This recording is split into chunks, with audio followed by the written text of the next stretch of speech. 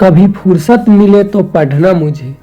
मैं तुम्हारी मुश्किलों का मुकम्मल समाधान हूँ। मैं भारत का संविधान हूँ।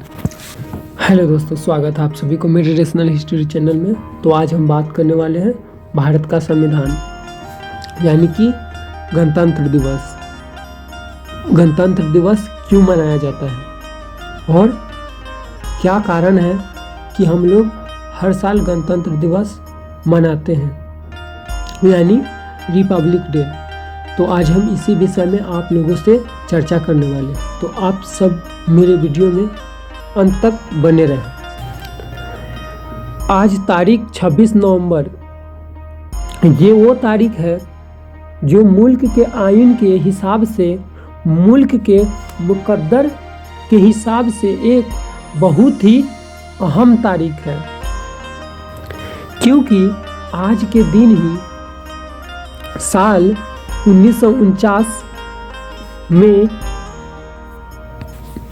इस देश ने अपना मुस्तबिल लिखा था, अपना एक नया मुकद्दर लिखा था और ये तय किया था कि इस मुल्क का हर लोग, हर व्यक्ति का न्याय, इस देश को जाने कितने जातियों में बांटा गया था, जाने कितने धर्मों के लोग एक साथ रहते थे और हजारों सालों से लड़ते चले आए, जाने कितने बार इस देश को बांटा गया और फिर जोड़ने का आंदोलन बराबर चलते रहे। इस मुल्क में हजारों साल पहले से जब बांटने की कोशिश की, तब कोई जोड़ने वाला आया और उसे जोड़ा और उसके जहन में इंसाफ और इंसानियत थी। कभी तो तथागत बुद्ध बनकर इस देश को शांति और बुद्धि के रूप में सजेहा। कभी मक्खन बुद्ध गोसाल, कभी आजीवक आया तो कभी महावीर जैन आया, जिसने इस मोहब्बत के में रंग भर दी। और कभी उत्तर भारत में कभी कोई कबीर पैदा हुआ, जिसने अपने बानियों से लोगों को अपने, कभी उत्तर भारत में कभी कोई कबीर पैदा हुआ, जिसने इस मुल्क के नक्शों को फिर से इंसानियत में रंगने की कोशिश की। उनके साथ कभी रैदास रहा, कभी कोई घासीदास हुआ, तो कभी गुरु नानक ने उनकी सर पे पगड़ी रख दी। फिर से इसलिए फिर से इंसानी सबक की ओर ले जाने की कोशिश की। कभी ईवी रामास्वामी पैदा हुआ, तो कभी मध्य भारत में गाडगे, तो कभी साहू बनकर मानवीय रंगों से रंगता चला गया। कभी किसी ज्योतिबा फूले, सावित्रीबाई फूले ने कलम किताब पूरे भारत को पकड़ा दी, तो कभी उत्तर भारत में आजम भगत सिंह, सुखदेव और राजगुरु, तो कभी आसफुल्ला खान उसे नए रंगों से रंगने की कोशिश की, तो कभी डॉक्टर बाबा साहब भीमराव अंबेडकर, जिसने सभी को इकट्ठा करके एक मुकम्मल समाज बनाया, जिसने सभी को विचार को एकजुट कर एक ऐसा मुकम्मल समाज बनाया और उस समाज का अधिकार देने वाला बाबा साहब ने एक ऐसा किताब लिखा जिस किताब का नाम है भारत का संविधान बराबरी का अधिकार हो, यानी हर व्यक्ति को न्याय बराबर बराबर मिले और मानवीय मूल्य से हम एक ऐसा भारत बनाए जिसमें सब प्रेम और मोहब्बत से रहे। आज उस वादे और उस करार का लगभग 76 साल पूरे हो चुके हैं, यानी होने जा रहे हैं। उस करार का नाम है भारत का संविधान। विधानसभा की पहली बैठक 19 दिसंबर 1946 को हुआ था और दूसरी 10 दिसंबर 1946 को और तीसरी 13 दिसंबर 1946 को हुआ था और संविधान सभा का अंतिम बैठक 24 जनवरी 1950 को हुआ था। संविधान सभा को पारित किया गया 26 नवंबर 1949 को और संपूर्ण भारत में संविधान को लागू किया गया 26 जनवरी 1950 को। संविधान सभा के अस्थायी अध्यक्ष डॉक्टर सच्चिदानंद सिन्हा को बनाया गया था, यानी कि वह इस में सबसे बुजुर्ग व्यक्ति थे, इसीलिए उनको टेम्पोररी के लिए उनको अध्यक्ष बनाया गया था। लेकिन इसका संविधान सभा के अस्थायी अध्यक्ष डॉक्टर राजेंद्र प्रसाद जी थे, जो संविधान को लिखा वह डॉक्टर BR अम्बेडकर साहब जी है, जिनको संविधान का पिता भी कहा जाता है, यानी संविधान का जनक भी माना जाता है। उन्होंने ही संविधान को मूल रूप से लिखा, जिसको संविधान को बनने में लगभग 2 साल 11 महीने 18 दिन का समय लगा था और संविधान का कुल भाग 22 है और संविधान में कुल अनुच्छेद 395 है। भारतीय संविधान के कुल सदस्यों की संख्या थी 389 और संविधान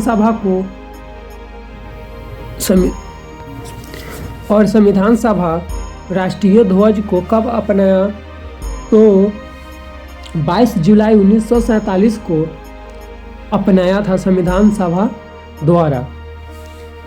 उसके बाद संविधान बनने में जो कुल खर्च आई थी वह लगभग 63,96,729 रुपये का टोटल खर्चा हुआ था संविधान बनने में। और संविधान का मूल सूची जो था वह 8 सूची है। अधिकार दिलवाया और आज उन्हीं को यह देश भूल गया। तो दोस्तों, आज आज़ादी के लगभग 77 साल पूरे हो चुके हैं। आज भी अत्याचार नहीं रुका है, आज भी लोग भूखमरी से मर रहे हैं। आज भी हमारे देश में बेरोजगारी और शिक्षा पे कोई काम नहीं कर रहा है। आज भी लगभग 40 करोड़ गरीब है जिनके पास कुछ भी खाने के लिए नहीं, जिनके पास न ज़मीन है और न ही खाने के एक पल की रोटी है, लेकिन उनके लिए यह सरकार कुछ नहीं कर सकती। न जाने कितनों को घर तोड़ा गया, न जाने कितनों को बेघर कर दिया गया। आज हमारे देश का स्थिति ऐसा हो गया है, आज शिक्षा को ख़त्म किया जा रहा है, हर चीज़ को प्राइवेट किया जा रहा है, लेकिन इस पे कोई बात नहीं करने वाला है। हर व्यक्ति को अपने अपना चिंता लगा हुआ है, लेकिन वह यह भूल गया कि यह आज़ादी ऐसे ही नहीं मिली है। न जाने कितने लोगों ने इस आज़ादी पाने के लिए अपना जान को निछावर कर दिया, तब जाके आज हम लोग मुफ्त की रोटी तोड़ रहे हैं। और आज उन महान पुरुष को, उन महान नेता को हम लोग भूल गए और अपने में मगन होकर आज खुशहाल की ज़िंदगी जी रहे हैं। लेकिन आज 2025 में भी हम लोग का जीवन जीने के लिए बहुत संघर्ष करना पड़ रहा है। आज आज़ादी के 77 साल पूरे हो चुके हैं, लेकिन आज भी हमारे देश में बेरोजगारी है, भ्रष्टाचार और इन नेताओं द्वारा सभी को एक अच्छा शिक्षा, चिकित्सा नहीं मिल पा रहा। जब देश आज़ाद हुआ तो सभी ने सोचा कि अंबेडकर को ही मिटा दिया जाए, और उसने कोशिश भी की मिटाने की, लेकिन वह मिटा नहीं पाए। यह हकीकत है कि इसमें बाबा साहेब को पूरा लिखा हुआ कब प्रकाशित हुआ, तो 1980 में 1980 के आसपास बाबा साहेब की लिखी हुई किताब प्रकाशित होता है, जिसका आज़ादी में पूरा योगदान भी न था, जिसके दिल में धर्म ज़्यादा और ज़्यादा बड़ा हो, जिन लोगों ने इस देश में यह लिखा कि कुर्मी किसान तेली इस संसद में बैठकर क्या करेंगे, उन लोगों को पढ़ाया गया, उन लोगों को आज़ादी के दीवाने थे, वह राष्ट्रभक्त थे। उन लोगों को पढ़ाया गया, उन लोग आज़ादी के दीवाने थे, वह राष्ट्रभक्त थे। जिसके दिल में धर्म बड़ा, या वो लोग भी देश के भक्त बन गए, जिन्होंने इस देश में क्या जुल्म सहा, उनकी किताबें नहीं छपने दी। बाबा साहब भारत रत्न कब मिला? 1990 में।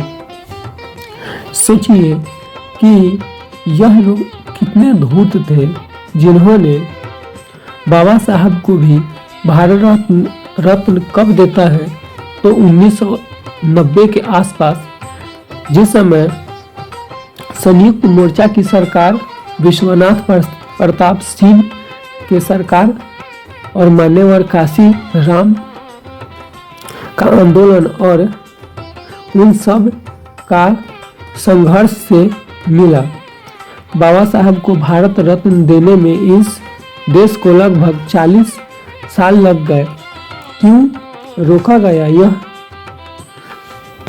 यह दर्शाती है कि हमारे महापुरुषों को ये लोग कभी पढ़ाया ही नहीं गया, मगर उन लोगों को पता नहीं था कि भारत रत्न के मोहताज नहीं थे बाबा साहेब अम्बेडकर, और वह अपने हुनर और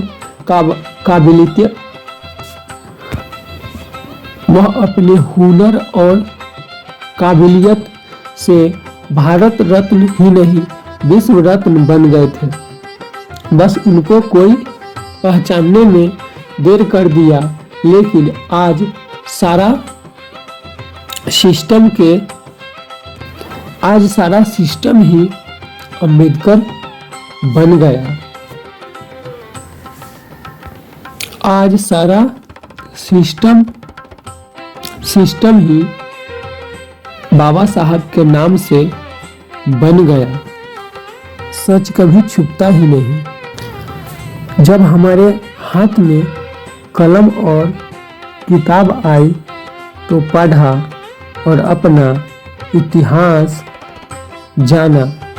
क्यों बाबा साहब किताब को प्रकाशित होने में क्यों बाबा साहब को किताब को प्रकाशित होने में 40 साल लग गए? क्यों ये लोग डरते थे अम्बेडकर से और आज भी डरते हैं?